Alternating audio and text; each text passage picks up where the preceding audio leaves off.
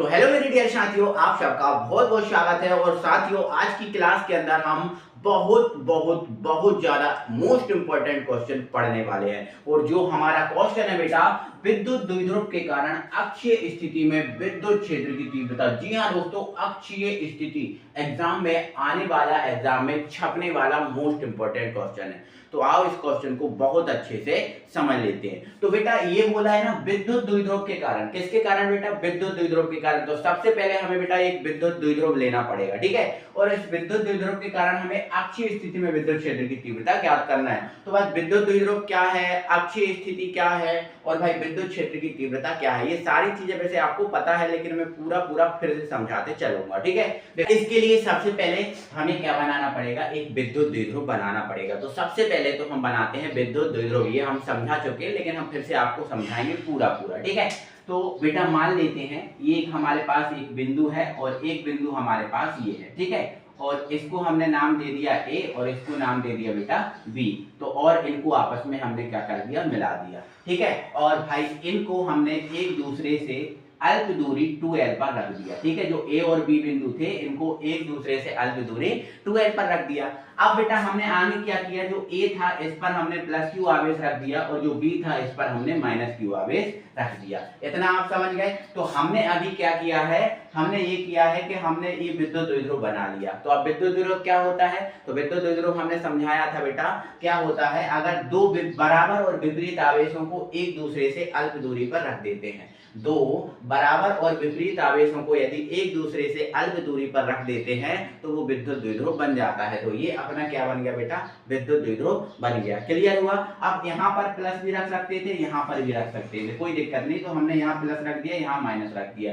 ठीक है। यहाँ प्लस यहाँ माइनस भी कर सकते, कोई परेशानी कोई दिक्कत नहीं है, ठीक है। अब यहाँ ध्यान से सुनो, विद्युत द्विध्रुव बन गया। अब हमसे बोल रहा है बेटा विद्युत द्विध्रुव के कारण अक्षीय स्थिति। अब ये अक्षीय स्थिति कौन कौन सी होती है, क्या होती है? तो बेटा हमने आपको बताया था जो विद्युत द्विध्रुव होता है इसका ये जो है अक्ष है, ये क्या है बेटा? इसका अक्ष है। अगर इस अक्ष को आगे बढ़ाएंगे तो ये अक्ष कुछ इस टाइप से आगे बढ़ेगा, ये इस टाइप से आगे बढ़ेगा। तो ये इसका बेटा क्या है? अक्ष। या फिर इस टाइप से आगे बढ़ाएंगे तो ऐसे ही इस तरह बढ़ जाएगा, ठीक है। तो ये इसका बेटा क्या है? अक्ष। और हमें इसी अक्ष, जो अक्ष है ना, इसी अक्ष पर हमें विद्युत क्षेत्र की तीव्रता गणना करनी है। तो बेटा अगर हमें विद्युत क्षेत्र की तीव्रता की गणना करनी है तो हमें यहाँ पर एक बिंदु मानना पड़ेगा जिस पर हम विद्युत क्षेत्र की तीव्रता की गणना कर रहे हैं। तो हमने बेटा आगे क्या किया है कि जो विद्युत द्विध्रुव था, जो आपका ए भी एक विद्युत द्विध्रुव था ना, इसके मूल बिंदु O से, ये मान लेते हैं इसका कोई मूल बिंदु है O, ठीक है। और इस मूल बिंदु A से हमने क्या किया बेटा? R दूरी पर। कितनी दूरी पर? R दूरी पर। ये यहाँ R दूरी पर हमने एक बिंदु मान लिया P। एक बिंदु क्या मान लिया बेटा? P मान लिया। और इस बिंदु P पर हम ये मान के चलते हैं कि हमें यहाँ पर विद्युत क्षेत्र की तीव्रता E की गणना करनी है। क्लियर है? अब विद्युत क्षेत्र की तीव्रता E की गणना करनी है। तो E का फॉर्मूला क्या होता है बेटा? E का फॉर्मूला होता है E = 1/4πε0 Q/r²। ये विद्युत क्षेत्र की तीव्रता का फॉर्मूला होता है। मतलब अगर हमें विद्युत क्षेत्र की तीव्रता ज्ञात करना है तो हमें किसी एक आवेश की जरूरत पड़ेगी, लेकिन यहाँ हमारे पास कितने आवेश हैं? दो। तो हम कोई दिक्कत नहीं है, एक बार प्लस के कारण कर लेंगे, एक बार माइनस के कारण कर लेंगे। मतलब यहाँ पर अगर हम विद्युत क्षेत्र की तीव्रता E निकालना चाहें तो इसके लिए हमें एक बार प्लस के कारण निकालनी पड़ेगी और एक बार माइनस के कारण निकालनी पड़ेगी, ठीक है। तो मान लेते हैं दोस्तों, जो प्लस क्यू आवेश है, इस प्लस क्यू आवेश के कारण बिंदु जो P है इस पर विद्युत क्षेत्र की तीव्रता है वो मान लेते हैं E1 है। क्या है बेटा? E1 है। और इसकी दिशा कहाँ की ओर होगी? बाहर की ओर होगी, ठीक है। कहाँ की ओर होगी? बाहर की ओर होगी। क्योंकि तो बेटा जो E1 है इसकी दिशा होगी ये वाली, ठीक है। क्यों होगी? क्योंकि ये प्लस क्यू के कारण निकाल रहा है और प्लस क्यू एक बाहर है, ठीक है। तो इसकी दिशा ये हो जाएगी। लेकिन बेटा अगर यही विद्युत क्षेत्र की तीव्रता बिंदु P पर माइनस क्यू आवेश के कारण निकालें तो इसकी दिशा होगी बेटा अंदर की ओर। ये इसकी दिशा अंदर की होगी, ठीक है, क्योंकि माइनस क्यू आवेश ये इस तरफ है, ठीक है। तो ये मान लेते हैं आपकी जो है E2 है जो माइनस क्यू आवेश के कारण होगी। क्लियर है, क्योंकि विद्युत क्षेत्र की तीव्रता एक सदिश राशि है, इसके लिए दिशा की जरूरत होती है। तो प्लस क्यू के कारण ये हो गई और माइनस क्यू के कारण ये हो गई। अब देखो हमें यहाँ पर विद्युत क्षेत्र की तीव्रता के लिए आवेश की जरूरत थी, जो हमने कर ली। अब हमें बेटा दूरी की भी जरूरत पड़ेगी, क्योंकि आर स्क्वायर इसमें दूरी होती है ना, तो दूरी की जरूरत पड़ेगी। तो बेटा अगर प्लस क्यू के कारण कर रहा है तो प्लस क्यू से बिंदु पी के बीच की दूरी पता होना चाहिए, ठीक है। और अगर माइनस के कारण कर रहा है तो भाई प्लस माइनस क्यू से पी के बीच की दूरी पता होना चाहिए। तो देखो ये जो पूरी दूरी है बेटा ये कितनी है 2l, और अगर ये इसका मध्य बिंदु है तो ये दूरी कितनी होगी l, और ये दूरी कितनी होगी l।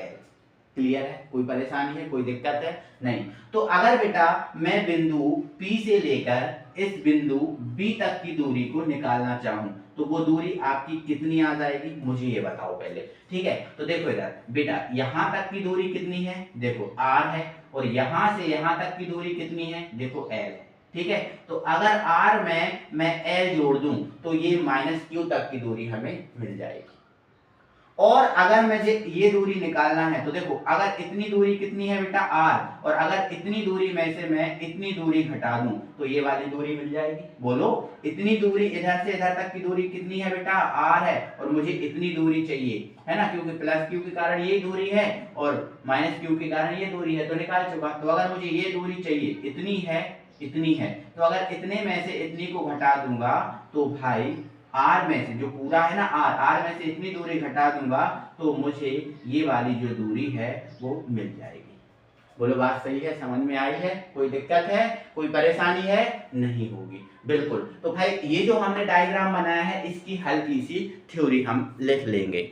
यार हमने कोई ज्यादा और विशेष थ्योरी नहीं लिखी, जो डायग्राम में बनाया वो थ्योरी लिखी। देखो यार माना AB एक विद्युत द्विध्रुव है, तो AB को हमने क्या एक विद्युत द्विध्रुव माना था, ठीक है, जिस पर प्लस क्यू और माइनस क्यू आवेश रखा है, तो प्लस क्यू और माइनस क्यू आवेश रखा है, ठीक है, तथा इनके बीच की दूरी 2l है। तो इनके बीच की दूरी बेटा क्या है 2l है। क्लियर। अब विद्युत द्विध्रुव के मध्य बिंदु O से, जो विद्युत द्विध्रुव है ना AB, इसके मध्य बिंदु जो है O है ना, इससे हमने r दूरी पर, ठीक है, r दूरी पर अक्ष पर, और ये अक्ष है तो अक्ष पर एक बिंदु हमने क्या मान लिया P मान लिया, ठीक है, और जिस पर हमें विद्युत क्षेत्र की तीव्रता की गणना करनी है, ठीक है। तो ये गणना करनी है, तो इसके लिए हमने प्लस क्यू के कारण देखा E1 है और माइनस क्यू के कारण क्या देखा है E2 है। इसकी दिशा इस तरफ है और इसकी दिशा इस तरफ है, ठीक है, ओके। बट हमें क्या करना है E निकालना है, तो इस E1 और E2 की सहायता से फिर हम क्या निकालेंगे बेटा E निकालेंगे, ठीक है। तो अब आप ध्यान से सुनना, ध्यान से समझते जाना, ठीक है। तो यहाँ हम एक लाइन लिखेंगे, अब प्लस क्यू आवेश के कारण, प्लस क्यू आवेश के कारण, प्लस क्यू आवेश के कारण विद्युत क्षेत्र की तीव्रता, विद्युत क्षेत्र की तीव्रता किसके कारण बेटा प्लस क्यू आवेश के कारण, ठीक है। तो देखो प्लस क्यू आवेश के कारण विद्युत क्षेत्र की तीव्रता क्या है बेटा E1 है, क्या है बेटा E1 है। तो ये हमने क्या लिख दिया बेटा E1 लिख दिया, क्या लिख दिया हमने बेटा E1 लिख दिया, तो ये E1 है, इसकी दिशा ये है। अब प्लस क्यू के कारण देखना है, तो देखो सूत्र क्या होता है 1/4πε0। एक बिंदु आवेश के कारण आपने विद्युत क्षेत्र की तीव्रता पढ़ी है, वही है सूत्र इसका 1/4πε0। अब प्लस के कारण देख रहा है तो plus q upon r square, ठीक है, बट आर स्क्वायर नहीं आएगा, ये प्लस नहीं आएगा क्योंकि हमेशा प्लस ही होता है, तो ठीक है। अब ये आर स्क्वायर नहीं आएगा क्योंकि आर स्क्वायर क्या है दूरी है, लेकिन यहाँ जो दूरी होगी वो आएगी। तो यहाँ दूरी बेटा क्या है, यहाँ प्लस क्यू से बिंदु P के बीच की दूरी क्या है r माइनस एल, क्या है बेटा r माइनस एल है। तो यहाँ दूरी क्या आ जाएगी बेटा r माइनस एल और इसका स्क्वायर, इसको दे देना समीकरण नंबर 1 और इसकी दिशा बता देना क्या होगी, क्योंकि ये सदिश राशि है ना, तो कहाँ की है, कहाँ की दिशा है a से p की ओर। ये जो a है और ये p, तो a से p की ओर है ना, तो आप लिख देना a p दिशा में, ठीक है, ये इसके ब्रैकेट में लिख देना। क्लियर हुआ बेटा, ठीक है। अब माइनस क्यू आवेश के कारण,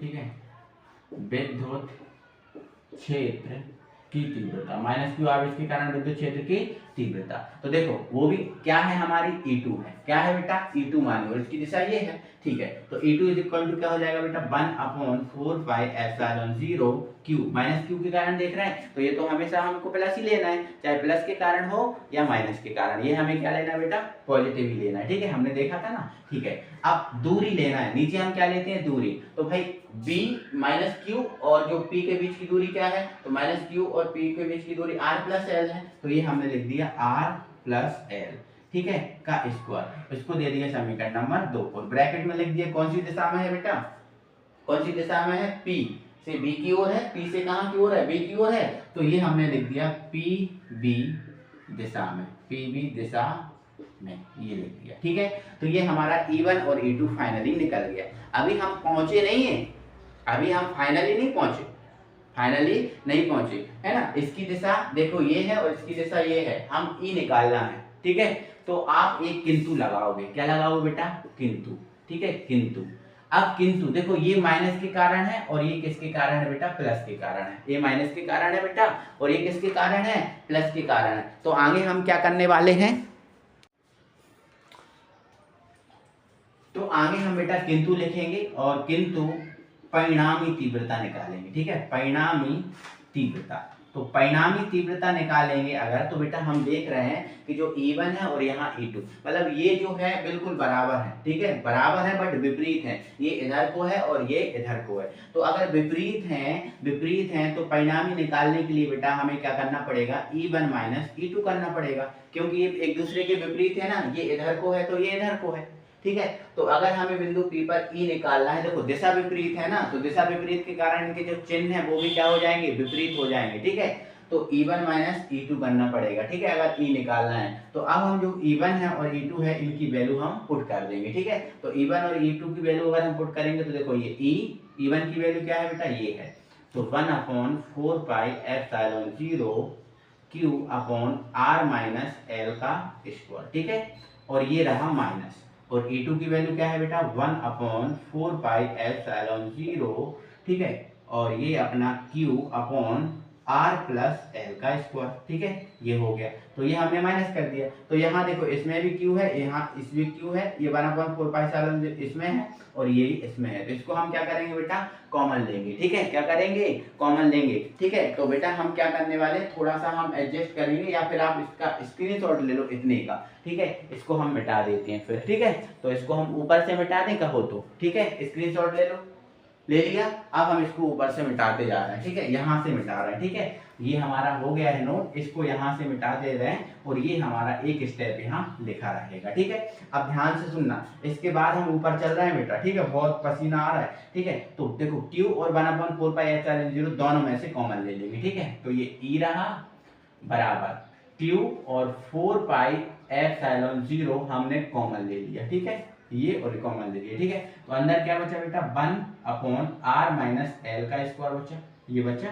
ठीक है, और यहाँ क्या बचा, 1 माइनस ये माइनस, ठीक है, 1/R प्लस L का स्क्वायर बचा। ये बस यहाँ से हमारे पास बचा हुआ। ठीक है, तो इसको सॉल्व आउट करेंगे तो एलसीएम लेंगे, और एलसीएम लेंगे बेटा तो ये ध्यान से सुनना, Q/4 पाई एप्सिलॉन 0, हम इसका एलसीएम लेंगे, तो एलसीएम लेंगे तो ये अलग अलग है कि नहीं, अलग अलग। तो इनको पहले हम क्या करेंगे, गुणा में लिख देंगे, R माइनस L का स्क्वायर और यहाँ R प्लस L का स्क्वायर, इसको हमने गुणा में लिख दिया। ठीक है, ऐसा ही होता है ना, अगर अलग अलग होते हैं तो पहले हम नीचे उनका क्या कर देते हैं, गुणा, और ये जाता है इधर और ये जाता है इधर, ऐसे ही करते हैं ना। आता है ना एलसीएम लेना, बारहवीं में आ गए हो, आता ही होगा। ठीक है, ये इधर जाएगा तो R प्लस L का स्क्वायर माइनस ये इधर जाएगा तो R माइनस L का स्क्वायर।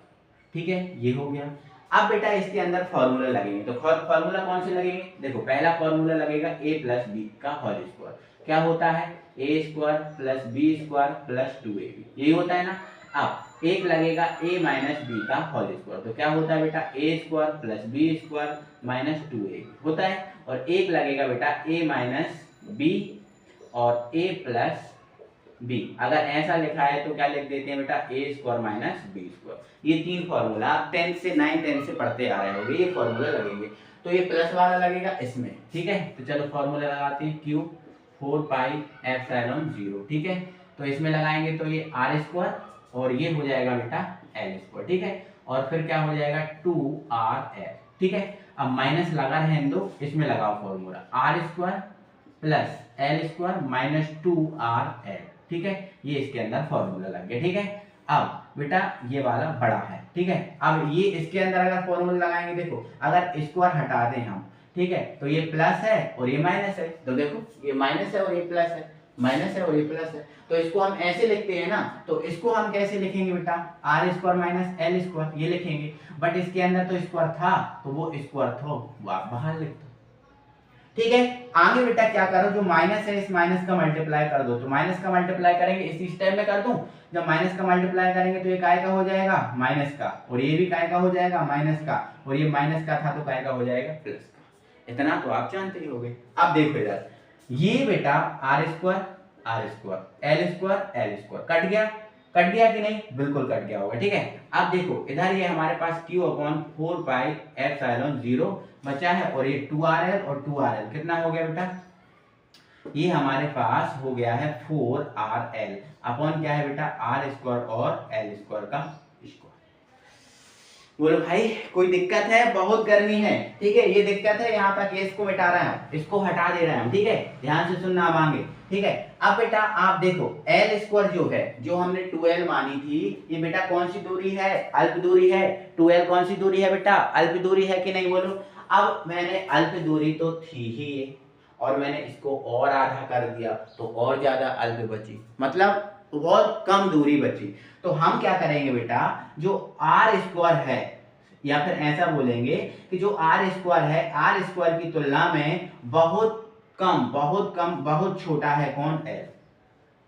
आर स्क्वायर की तुलना में एल स्क्वायर बहुत छोटा है बेटा, ध्यान रखना। या फिर आप ऐसा मान लो कि जो एल है वो बहुत बड़ा है किससे, जो एल है बहुत छोटा है किससे, आर से, क्योंकि ये 12 थी, अल्प दूरी थी, और इसको आधा कर दिया तो बहुत ज्यादा अल्प बची, मतलब जो एल है आर की स्क्वायर में बहुत ज्यादा छोटा है, तो एल की वैल्यू हम क्या कर देंगे, 0 कर देंगे। और जब 0 करेंगे तो q अपॉन 4 पाई एप्सिलॉन 0, और ये 4rl।